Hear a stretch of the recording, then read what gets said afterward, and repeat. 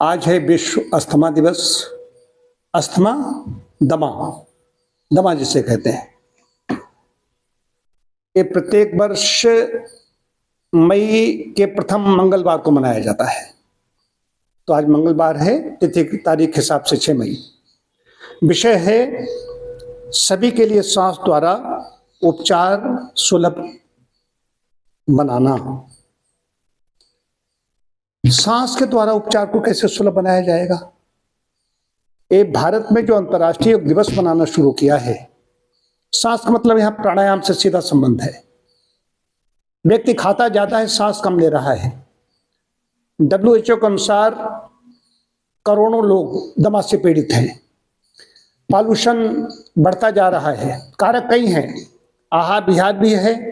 आहार विहार जब कारक होता है, उधर व्यायाम की कमी होती है।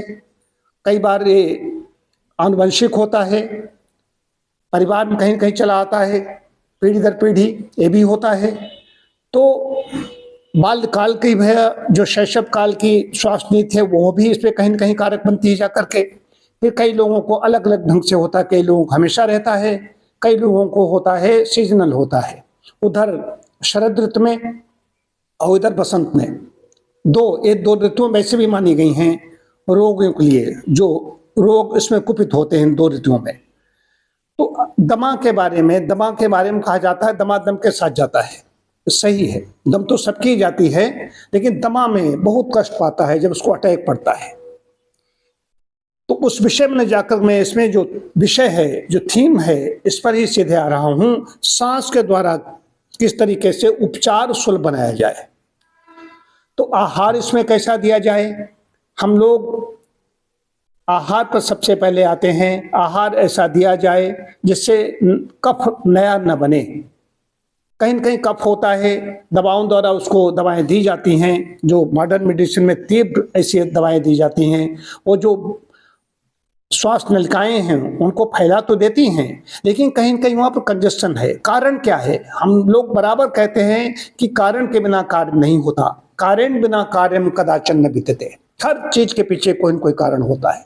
तो दमा क्यों हुआ, वहां पर जाना पड़ेगा। वो एक चीज किसको किस उम्र में हुआ, उसमें जाना पड़ेगा। और कैसी अवस्था है, क्या है, दोष कौन से हैं। लेकिन मुख्य रूप से कफ कारक आहार इसमें बंद कर दिया जाएगा। ऐसा आहार दिया जाएगा जिससे नया कफ अंदर बने ना, और जो पुराना अंदर संचित है उसको निकाला जाए। और श्वास नलिकाओं की, जैसा कि विषय है कि सांस द्वारा उपचार सुलभ बनाना, तो सांस के द्वारा प्राणायाम के द्वारा जो श्वास नलिकाएं हैं, जो नैरोनेस जो सिकुड़ गई हैं, उनको फैलाया जाए। वहाँ का जो फॉरेन मैटर्स हैं, विजातीय द्रव्य जो संचित है, उसको बाहर निकालना, और प्राणायाम के द्वारा वो भी बाहर निकलेगा और श्वास नलिकाएं फैलेंगी। इससे रोगी को आराम मिलेगी। कोई भी कहाँ पर कर रहा है, कोई भी चिकित्सा पद्धति में, जितनी चिकित्सा पद्धतियां संसार में चल रही हैं, कोई भी चिकित्सा दे रहा है, लेकिन उसको प्राणायाम अत्यंत आवश्यक है। मैं अपनी बात बताऊं कि हमें ऋतु परिवर्तन में जुकाम होता था। मुश्किल से अभी 2 बार, एक दिन 2-3 मिनट के लिए छींक आई, तो नाक से पानी टपका। करीब 1 हफ्ते पहले फिर छींके आई थी, नाक से पानी टपका। जुकाम भी नहीं हुआ है कि 1 दिन तक जुकाम चले, ऐसा भी नहीं हुआ। 2-4 मिनट में ही आया, 1-2 बूंद टपका। ये है डीप ब्रीथिंग एक्सरसाइज, प्राणायाम। डीप ब्रीथिंग एक्सरसाइज प्राणायाम में अंतर होता है। हम लोग भस्त्रिका करते हैं व्यायाम, सूर्य नमस्कार के बाद। भस्त्रिका जो करते हैं, भस्त्रिका ऐसा लगता है श्वास नलिकाओं को बिल्कुल अंदर से धो करके बिल्कुल निकाल देता है। टॉक्सिन्स निकलते हैं।